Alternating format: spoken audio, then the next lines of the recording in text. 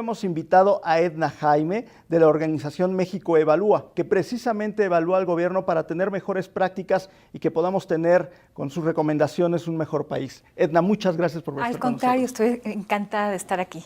La primera pregunta es, ¿cuál es la evaluación que tiene precisamente tu organización sobre el gobierno saliente? Mira, yo creo que debemos evaluarlo desde la perspectiva de distintos ámbitos de gobierno. Yo creo que hubo asimetrías muy importantes, ¿no? El tema de la seguridad, pues yo creo que nos dejan un balance muy negativo. Estamos cada mes rompiendo nuestros propios techos históricos en materia de violencia, de homicidio doloso. Creo que la situación es muy crítica. Y que eso quizá fijó algo de hartazgo precisamente para hacer este cambio de gobierno.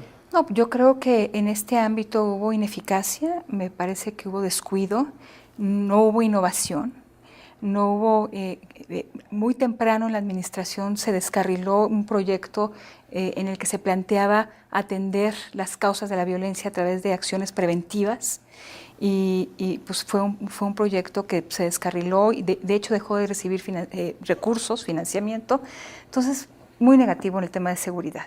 Que también un poco puede ser no solo gobierno federal, también los gobiernos locales que tienen parte también en, obviamente, ciertos delitos y demás. Sin lugar a dudas.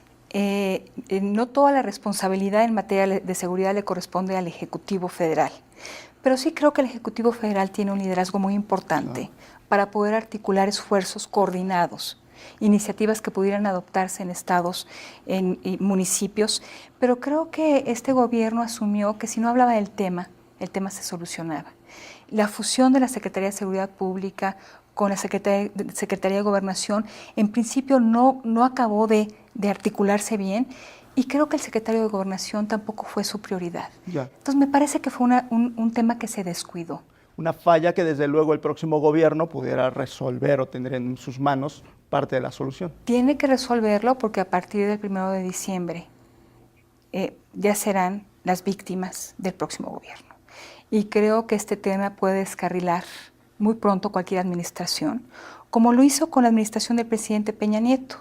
Para mí un parteaguas clarísimo fue el tema de Ayotzinapa.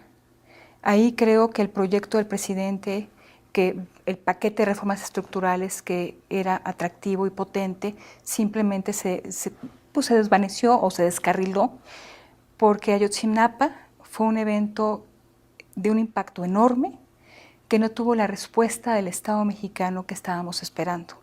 A la fecha no tenemos claro qué pasó con Ayotzinapa y me parece que el presidente, en lugar de ser un líder, de promover una investigación que nos dejara satisfechos a todos, se replegó. Y cada que en la política y en cuestiones de poder se dejan espacios vacíos, alguien más los toma. Este desinterés e ineficacia también de la aplicación o prácticamente nula aplicación de políticas para favorecer a la seguridad, ¿qué deja además en el hilo de la actividad económica, social y política del país? Bueno, me parece que el tema de las reformas estructurales serán lo mejor de su legado.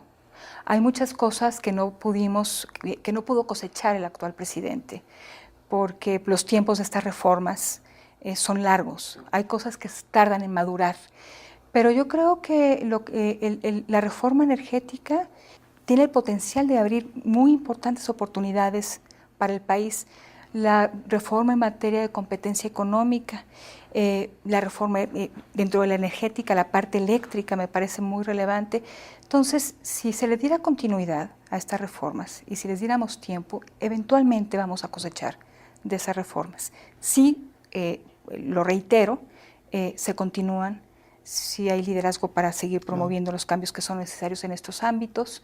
Entonces, dentro de los claros oscuros, así como acabo de mencionar, un ámbito completamente deficitario, que es el tema de seguridad y el tema de la justicia, creo que el tema de las reformas estructurales eventualmente pueden arrojar buenos resultados para los mexicanos.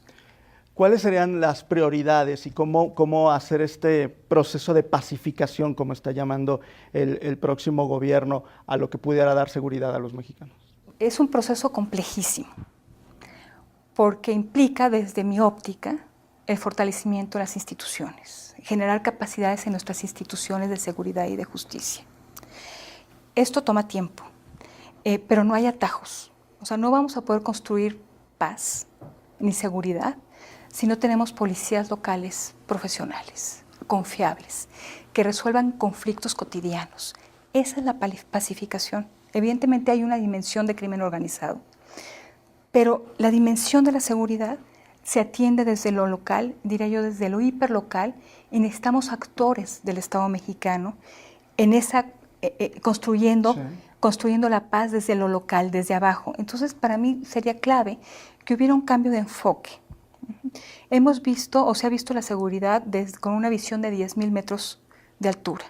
Y necesitamos verlo a nivel de la calle, de la manzana, y entender cuáles son los actores en lo local que pueden construir entornos de seguridad y procesos de pacificación. Y un actor central, pues es la policía.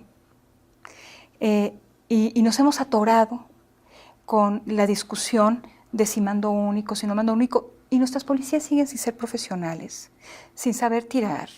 Nuestras academias siguen presentando deficiencias muy grandes.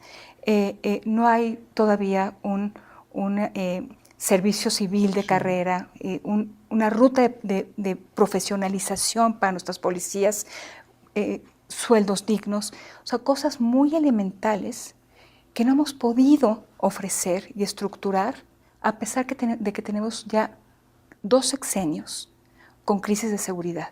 Entonces, va a ser imposible pacificar al país si no empezamos con lo básico. Antes de la amnistía o de que todas esas propuestas de amnistía tendría que pensarse en esto. Y la prevención también, no hay aspectos que veamos de prevención. La prevención es fundamental. La prevención social, se llama de prevención social para diferenciar a la prevención policíaca, pero lo ideal es que se coordinen, que interactúen la prevención policíaca con la prevención social. Es importantísimo trabajar en buenas acciones preventivas. No es fácil. La prevención, la política de prevención no es sinónimo de política social.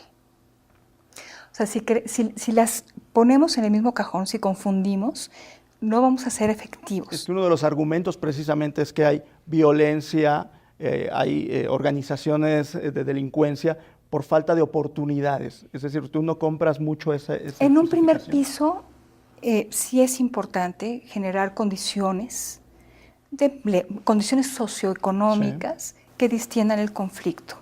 Sí, ciertamente el desempleo, la desigualdad social son factores de riesgo, pero la atención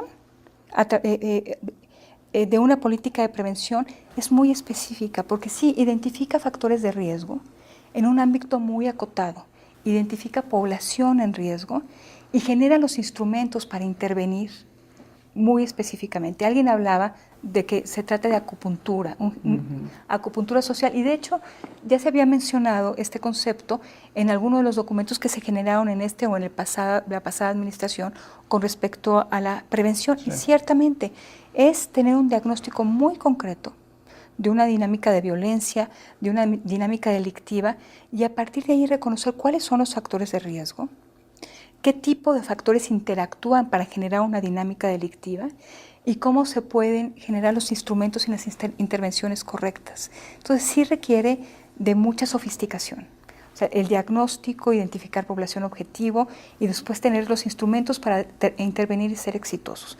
Evidentemente, si generamos mejores condiciones de empleo, si nuestros jóvenes están en la escuela y no están en las calles, si tenemos un ámbito de crecimiento y de generación de oportunidades, pues estos riesgos se aminoran. Pero ya que hay una dinámica particular de delito o de violencia, la política de prevención tiene que ser muy bien pensada. Y ojalá que se esté entendiendo así, porque ya tuvimos experimentos en la administración que concluye que no fueron exitosos, una inversión importante con resultados muy pobres. ¿Qué falta ahora con estos elementos? ¿Está poniéndose en práctica o quieren poner en práctica mucho el combate a la corrupción también como uno de los elementos que puedan dar seguridad? Evidentemente también dar recursos al Estado para que pueda hacer todas esas actividades de nueva seguridad, de prevención, pero en la parte de corrupción, ¿es uno de los elementos, será suficiente para poder lograr tener crecimiento y dar seguridad? Yo lo que pienso es que la corrupción, sin lugar a dudas, es un flagelo enorme que resta efectividad a la política pública porque los recursos se desvían. Ya tenemos mucha evidencia. Evidentemente, no toda la ineficacia gubernamental está relacionada con corrupción. Hay otros procesos que intervienen en debilitar los resultados de la política pública o de las intervenciones gubernamentales. Pero sí creo que es fundamental atender el tema de la corrupción. O sea, sí, estoy convencida de que la corrupción tiene un impacto económico muy importante.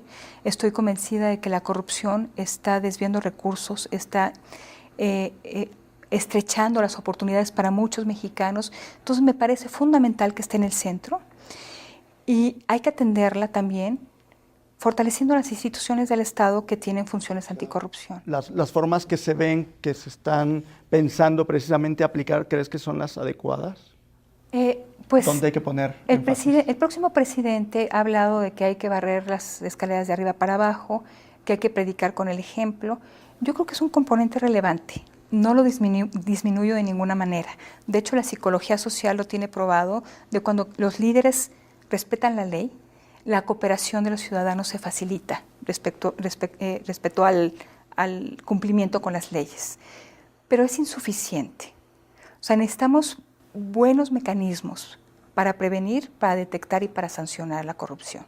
Y precisamente de eso trata el Sistema Nacional Anticorrupción. No es otra cosa de tratar de coordinar el trabajo de las instancias del Estado mexicano que tienen funciones anticorrupción. Entonces, por eso en el sistema está la función pública, está la Auditoría Superior de la Federación, está el Tribunal de Justicia Administrativa, está la Procuraduría, próxima Fiscalía General de la República, el Instituto de Transparencia. Es la interacción de esas instituciones lo que hace posible tener controles, tener vigilancia sobre el ejercicio de recursos, sobre el ejercicio de actos de autoridad, y después viene cómo se investiga si se comete un acto de corrupción y cómo se sanciona. Es todo un sistema y queremos coordinarlo. Y tenemos todavía deficiencias en algunas instituciones, notoriamente en el caso de la Procuración de Justicia, la persecución criminal, lo estamos viendo con el caso de Duarte, con el caso del Baster Gordillo, donde pues al parecer la Procuraduría no tuvo los elementos o la investigación suficiente. Se les caen las pruebas de momento y la investigación es ineficiente. Se quedan con procesos de investigación pues que no llegan hasta las últimas consecuencias, y entonces no pueden armar los casos. ¿Cómo vamos a combatir la corrupción si no tenemos un aparato de persecución criminal realmente profesional que pueda hacer investigaciones complejas?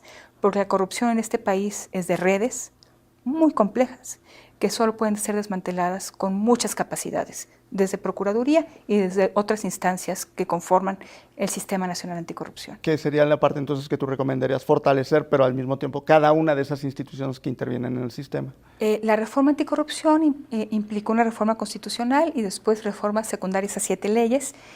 Cada una de estas reformas se refería a una de estas instancias que tienen funciones anticorrupción para fortalecerlas justamente. Sería lamentable que dejáramos esta iniciativa a la mitad o dejarla morir. Yo digo que ahora está en una especie de estado de coma, o la revivimos o la desconectamos. Ojalá que sea lo primero. Ahí está el reto. Edna, Jaime, muchísimas gracias por estar con nosotros. Muchísimas gracias.